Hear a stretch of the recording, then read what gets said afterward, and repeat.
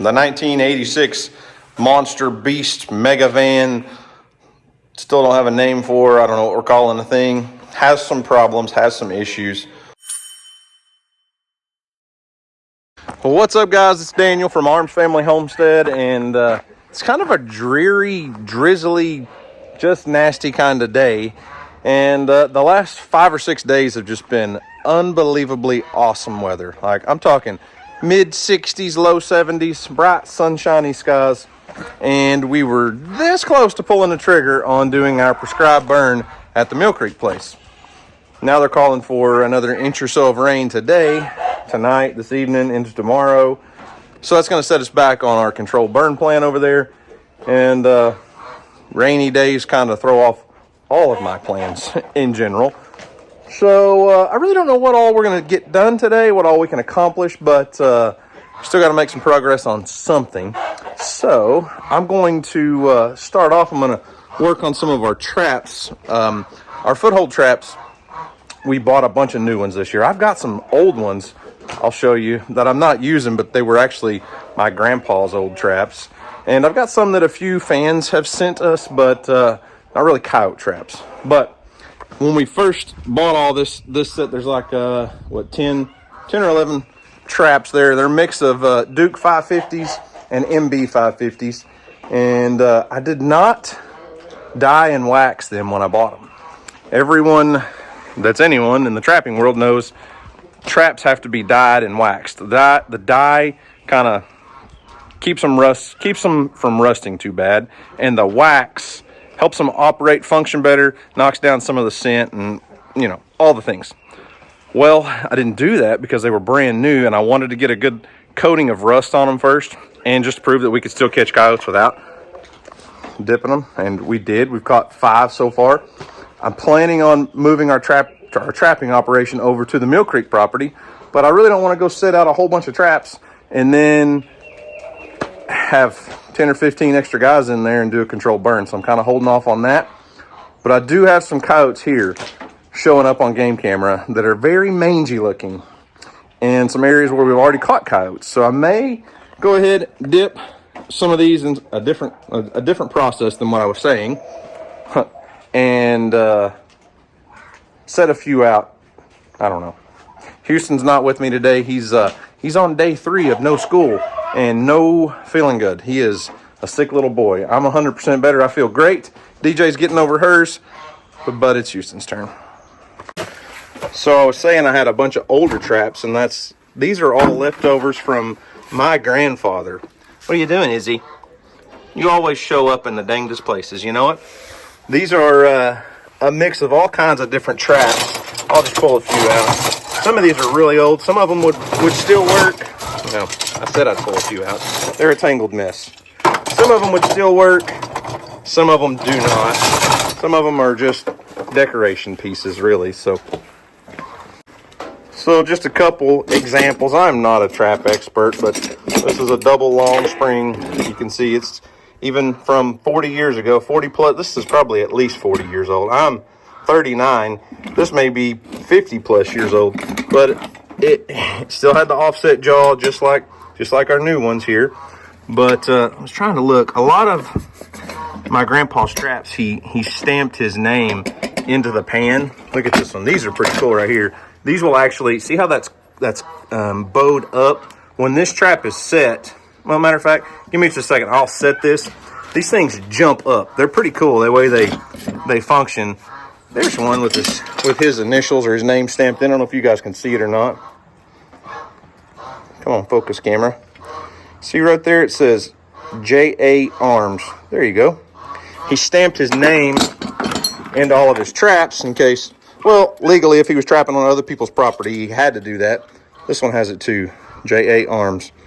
That one is probably not very functional. It's pretty rusted out and probably gonna have some really weak springs. Not saying it couldn't be modified and retrofitted, but anyways, my grandpa was after he retired, he was a fur trapper and trapped furs for decades, and did it for a living when the fur market was still good. I'm sure somebody in the comments section can tell me exactly what this type of trap is called, but like I said, it jumps up. It's pretty neat. I don't know a lot about them. You don't see them anymore. All right, it's set. Let me grab a stick or something. Okay, so Mr. Hammer is going to come walking along if this was an active set, and he's going to step on the pan and watch this trap jump up. See that? Pretty neat. Keeps an animal from, basically it helps you beat their reflexes. It'll jump up a couple inches out of the ground, catch them up above the toes, above the paw. Pretty neat old trap. So when I say trapping is a generational thing, a historic thing, I don't just mean like just randomly. I mean for my family specifically. My grandpa made a supplemental income after he retired and basically lived trapping furs. It was a supplemental income for him. So that's my grandpa. That would be, you know, if you're talking generational thing from Houston, learning how to trap, that's what, 4 generations? So my grandpa did it. My dad did some trapping a little bit. He taught me, and now I'm teaching Houston. So anyways, back to the trap dipping. I went ahead and boiled all these traps yesterday. I washed them, boiled them, kind of cleaned them up a little bit. And I said I was going to be doing something different than just a regular dye and wax. So I've watched a ton of videos on this stuff. There's a lot of different ways you can dip traps nowadays. But this is called Formula 1. And there's not very much here. When I bought this on Amazon, I thought I was buying a gallon, and it was a quart, which obviously that's not enough to do what I need to do, but it's water soluble. You mix it 1 part Formula 1 to 2 parts water. So that'll get us up to, you know, 2/3 of a gallon. So I think I can at least dip what few traps I have and get away with it. Now, this is not a sponsored deal. I bought this stuff. I don't know. I've never used it, but Formula 1 Instant Trap Coat. Professional blend of trap and snare treatment that deodorizes, protects, and dries in about 24 hours. No sticky finish or waxing needed. And it's water soluble. And I'm not real sure why they put a period after deodorizes.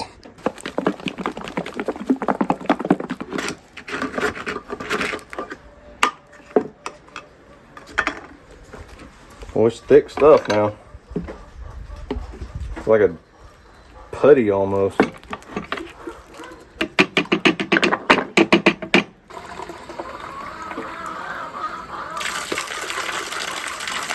So as I said, this is my first time using this product, and I'm not an expert, but according to all of the videos I watched and everything, it's just simply dip them in, get them good and coated, move it around, let everything get good and coated, and then we're going to let them dry for 24 hours. And there's no need to mix this with gas or lantern fuel like some other types of trap dip. But with these being new traps, which I did let them get a little coat of rust on them.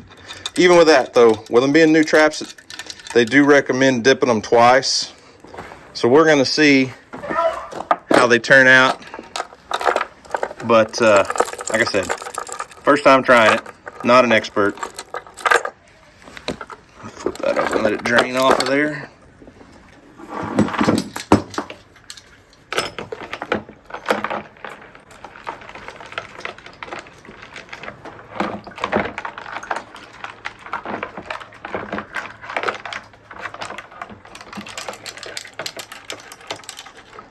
Well, that worked out pretty well. I didn't really use much of this at all for no more than what traps I had to dip, but got a lid. I can store this and use it again. I'll probably re-dip these, like I said, in 24 hours, do them one more time if I can keep the turkey from eating my traps.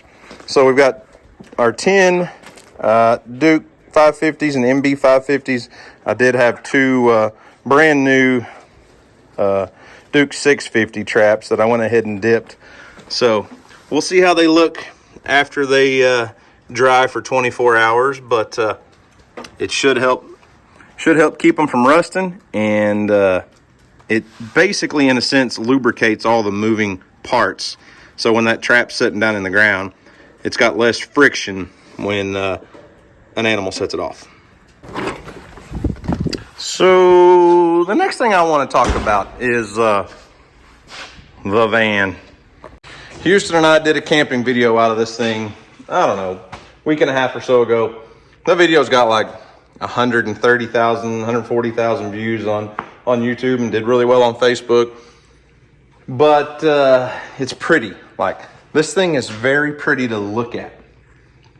But don't forget, it's a 1986 model. And I also know very little about camper vans. Surprise, surprise, right? I know how to pop a tent and go camping. And I can start a fire.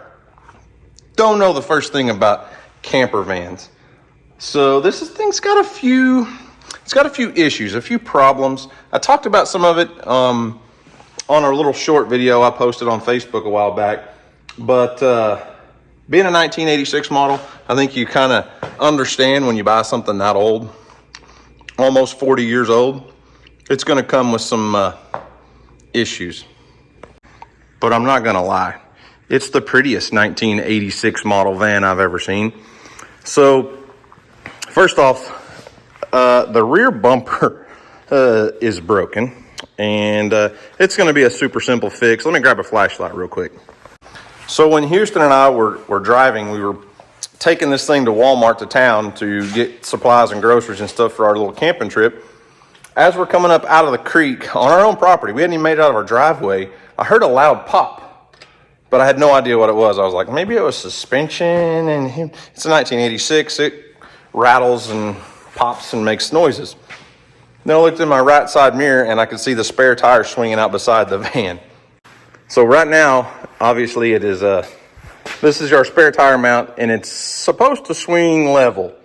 So obviously, our bumper is bent down. And what happened was the bolts that were holding the bumper on broke.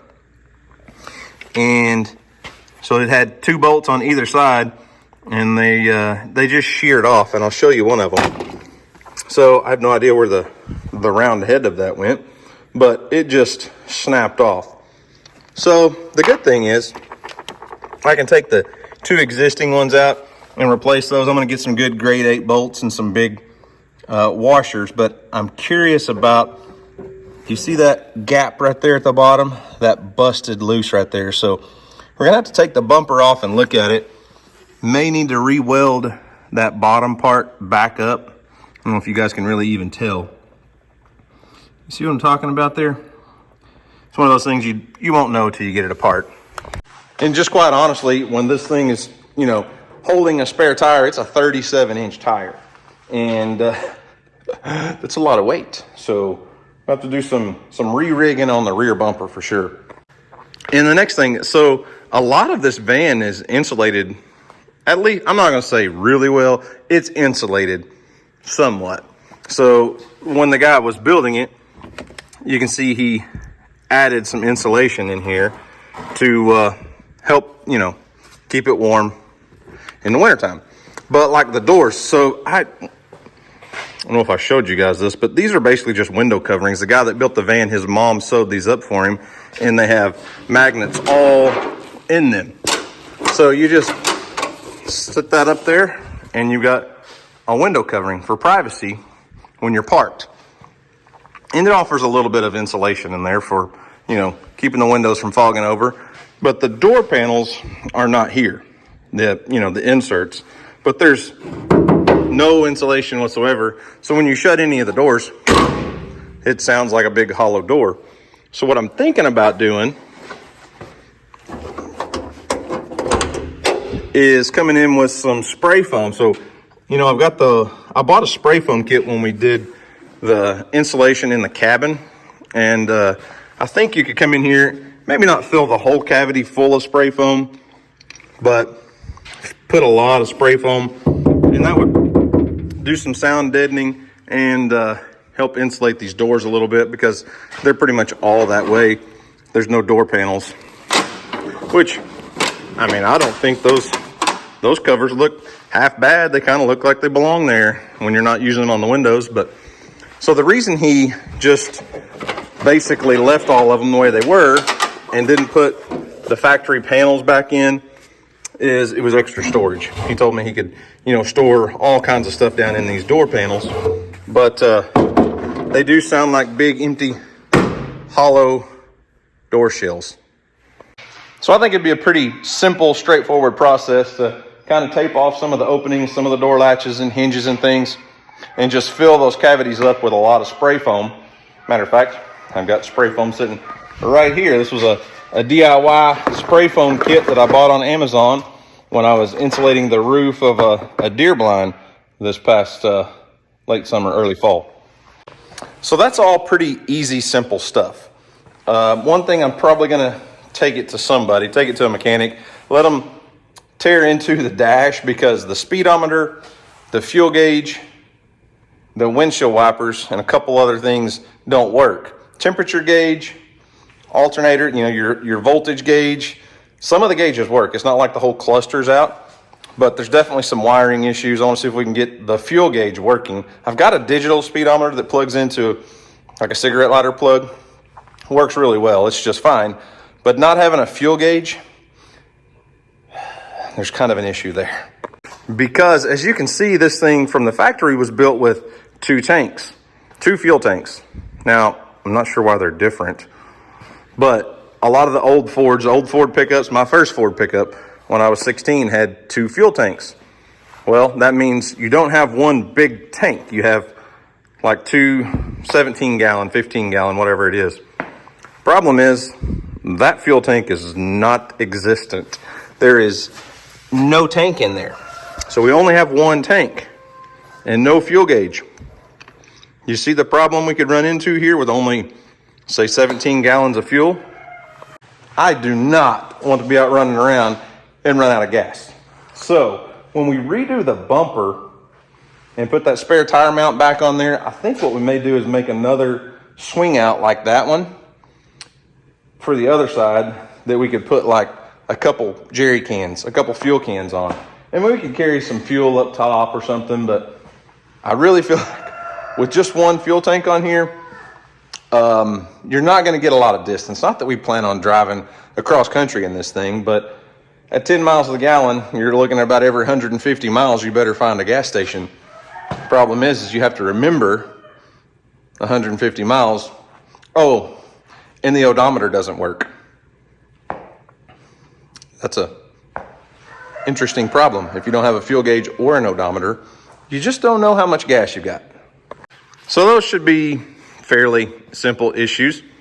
Now, when it comes to the electrical system, the guy that built the van has, obviously a lot more knowledge on solar power systems than I do.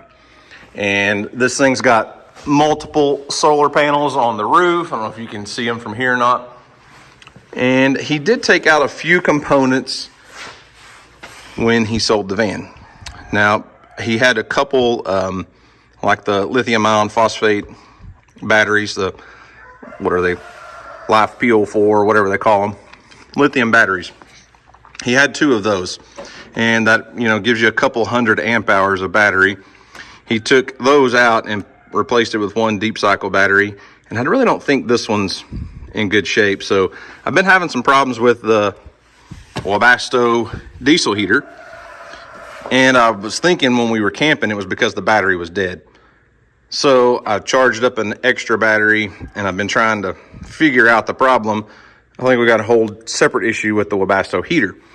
But my question or my thought process is, do we really need to keep deep cycle batteries, whether we use these style or the lithium ion phosphate, whatever, battery, solar charger, inverter, the whole system?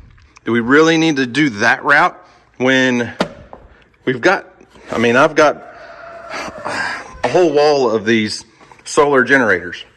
Over the last couple years, I've tested out, done, sponsored deals with EcoFlow and Jackery and GrowWatt and all of these solar generator companies. And that one little box basically is that whole setup, all self-contained. So all a solar generator is, no matter what brand, this one's an EcoFlow, but no matter what brand, it's basically a big battery with an inverter built in and DC ports. Let me turn it on. So you've got DC ports here, and you know, your normal AC home plugs. Well, really all I would have to do is disconnect the solar panels. This is the wires coming in from solar that goes into his solar charger. Put some, I think they're called MC plugs. This style of plugs for solar chargers, for solar panels. Put 2 of these up here, and then this would plug directly into the EcoFlow or Jackery or whoever and charge it. Okay, so it would do all of that. And this would be portable. I could take it out and use it for whatever. But my problem is, that's the easy part. The problem is getting power from here to the fuse panel and the bus bar so that we can power all different lights and different things that are 12 volt powered. Because not everything, I'm not going to want to run a wire with a USB plug for everything in the van to here. So I've got to figure out how to get power out of here and tied into the bus bar. Now, at first I was like, well, that would be super easy because I can just take your standard household plug, okay, plug it into the Jackery, cut the end off. You're going to have a positive and a negative wired into the bus bar. Now, I'm not an electrician, but common sense says this is 120 volt AC power. That's an entire DC power system. Okay, so then all we got to do is spin the Jackery around, or EcoFlow, whichever. Then you've got DC power ports. Now, how do I get power out? I mean, a little bitty small USB cord is not going to be big enough to run directly to the bus bar to then power a fuse panel to run all of the lights and the Webasto heater and all the things. So I've got to figure out how to get DC power out of one of these in a larger cable. And that's my struggle right now. Because, well, I've looked through EcoFlow's website and I can't find any type of cable. I don't think Jackery has one. Now, Blue Eddy has some larger solar generator units that have a port on the front that has a plug that is DC power out that you could snip off and put your own quick connect cables into the bus board or the bus bar. But I don't know the best way to do it, and those are on the Blue Eddy units, and I don't have any Blue Eddy units except for the big mega system that is backup power for my shop. So if you know of a way to take a EcoFlow or a Jackery or some brand, and get DC power out into some type of cord that I can tie into that bus bar, let me know. Because if I can just tie into the bus bar, which we wouldn't be using the inverter, the solar charger and all of that, but if I can tie into the bus bar, then I can just wire into my little fuse box any lights for the van or anything, and then it would be tied in from the bus bar, positive, negative to this. This is all controlled with an app. I can monitor how much power I'm using. I can turn things on and off. With this, I don't even know. I don't even have a way to tell if my batteries are charged. So let me know. How can I get power DC out of this to there? So yes, the 1986 Monster Beast Mega Van, still don't have a name for, I don't know what we're calling the thing, has some problems, has some issues. The Webasto heater, I don't know the first thing about a Webasto heater, but they're very popular in like 18-wheelers, trucking industry, vans like this. That Webasto heater pulls gasoline out of the van's fuel tank and has a small burner in there, and it basically makes its own heat and blows it out. Well, this one will come on, it'll turn on. I'll even get a little bit of exhaust flowing out of the exhaust pipe under the van, a little bit of smoke. It'll run for a while and shuts off, and does it over and over and over. So I don't know if it's burn up. I don't know if it's got like a bad filter in there, if it's all clogged up with carbon buildup. I really don't know. I don't know the first thing. This is the only Webasto heater I've ever even seen, touched, or owned, or anything.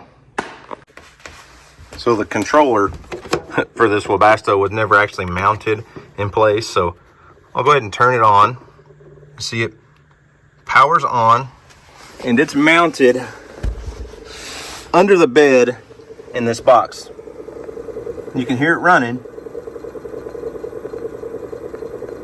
Fan's just starting to kick on, so it has to go through an ignition process. And let me hop out of the van. So like I said, it's plumbed into the van's fuel system. It'll run on gasoline. It's supposed to do that. A lot of these things are made for just diesel, but it's got two different inlets or outlets, one to pull fresh air in and one for the exhaust to go out. And right here is the exhaust. You can see, one-eyed me here, we've got smoke coming out. We've got exhaust coming out. You can hear the heater spinning up. It's lighting. It's taking off. Watch, I'll probably show you guys all this and it'll work just fine today. But just in general, it'll come on, blow a little exhaust like this, and then it shuts off. And I have noticed it's blowing out a little bit of black, like carbon buildup or something on the ground every once in a while.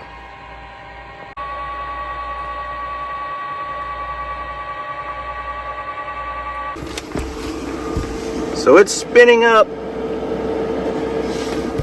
The heater is going through an ignition process. Let me zoom out. I can feel it's definitely blowing air out. There you go. It's shutting down. It's not blowing hot air. So I don't know that the burner's actually fully igniting, maybe. So it shut off just then. And so as you can see, the controller's not blinking or flashing or doing anything right now. Sometimes it'll start blinking, but not always. And it's still on. I don't know if you guys can hear it, but it's not blowing. The fan's not blowing as hard as it's supposed to. It sounds like it's actually kind of spinning back up right now. It's trying to reignite again, I think. And it'll go through that process a few times. So you can hear it kick back on. Let me check my exhaust pipe here. Where's it at? See, it looked like it blew out a little bit more carbon on the ground. So I think we've got well, that's probably just from me grabbing the pipe, but I think we may have a clogged up burner or something inside the heater. Yeah, watch this. Can you see it? Now that's just carbon that's probably built up in the pipe from me banging on it, obviously. But it may be carbon buildup coming from, up inside the burner.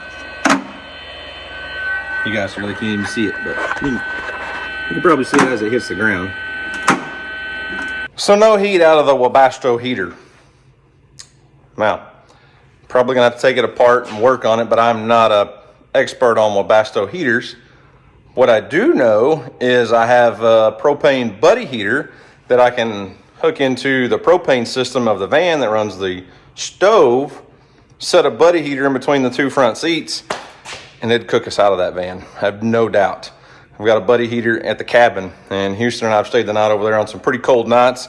You put that thing on one burner and it stays plenty warm in there. But that little Webasto heater that's tied into the gas tank on here would be really handy to have. So maybe I can find somebody to help me take a look at that, because, well, I can do a lot of things, man. Plumbing, building things. I can do a lot of stuff. Not an expert in very many things. Listen, I was a trooper for 14 years, not a tradesman. But Webasto heaters, I don't know the first thing about it. So, is she a perfect camper van? Heck no. But she's ours. She's cool. It's going to be a lot of fun. Houston and I are planning a few camping trips. Probably going to be mostly him and I, as you would expect. I mean, this is kind of a dude thing, right? Mom's not super excited about the van, but I think we could. I think there's a few lakes and a few places around that you can fish on small watercraft, like no gasoline engines or 10 horsepower or less. Think about this. What if I've got a trailer for the mini pontoon boat on the pond. The only thing is it doesn't have a title or a hull number, so I'm gonna have to get it inspected and get a hull number, a hull plate, and get a title for it. But we could tow the mini pontoon boat to some very secluded fishing holes and do some fishing trips this spring with this thing. Spring, I say, not summer, because one thing this thing does not have is an air conditioner. There is no AC in this van, period. Not factory installed AC up here in the cab, not camper AC. Now what I do have is an EcoFlow, like portable AC unit that we could either put under the seat or in one of the built-in cabinets in the kitchen in here and have some AC. I think that's a very good option since we have so many solar generators. And, you know, you're not going to stay in this thing when it's 100 degrees out without some sort of air conditioning because it's going to get really hot. And the guy that I bought it from never needed an air conditioner because he traveled all around the country, and he just said, I just followed the cooler temperatures. If it was above 80 degrees, I went north or I didn't stay in it. So anyways, yeah, she's not perfect, but I think she's going to have a lot of adventures with us. Well, no rain yet, just drizzly, dreary, overcast, cloudy skies.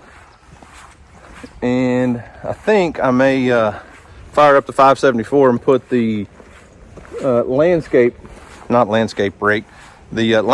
on the back of it and do a little driveway maintenance in case we do get a lot of rain.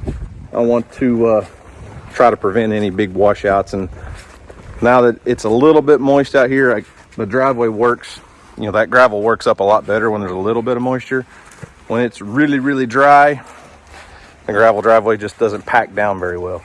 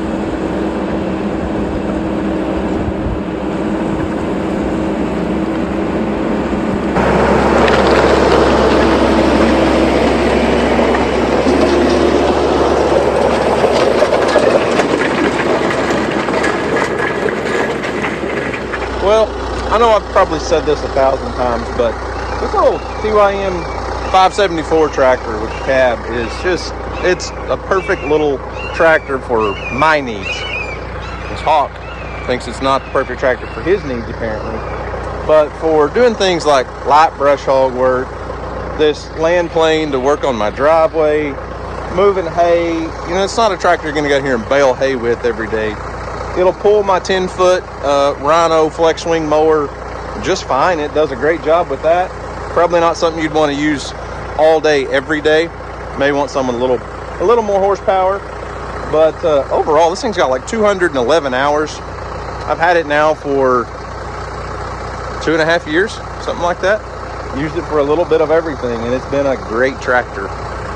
But the attachments, now, if I've maintained my driveway for a lot of years with a box plate, and I made the switch a couple years back to a land plane, and the land plane just does a phenomenal job of conditioning that gravel. I mean, you can see we live on a very long gravel driveway.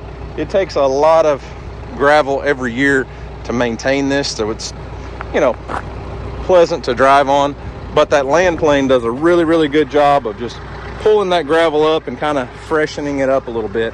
And the reason I want to get out here and do this today is if we get, we're not supposed to get a big flood, but if we get an inch of rain over the next 24 hours, this stuff will just pack in here very tightly. So anyways, just thought I'd share that.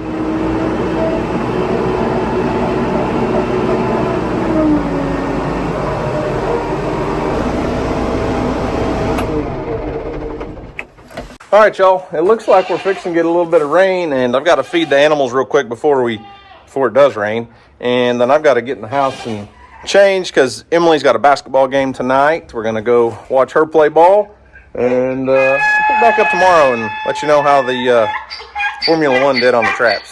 All right, well, it's next day. Basketball went good. We had a great game. Emily did not get to play much last night, but I told you guys we would check on these traps, and I was editing this video this morning, and apparently it's really long. I was windy and had a lot to say yesterday, but some of you guys like long videos. Some of you guys like those 35, 40-minute long videos, and I don't know how much of it everybody watches, but I appreciate it because, I don't know, this is what I do, and sometimes videos get long. But so the traps definitely need to be dipped again.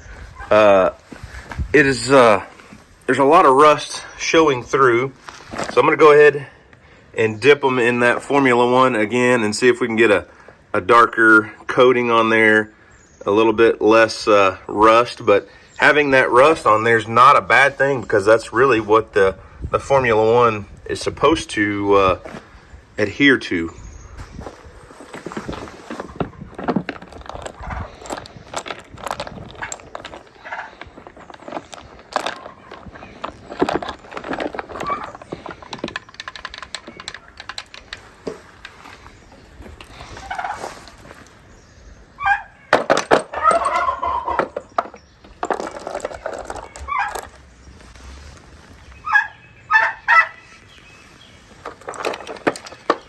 Listen, I'm doing this to protect your wild relatives, okay? We're doing it for the turkeys. We're doing it for the fawns. Don't be complaining. I'll feed you later.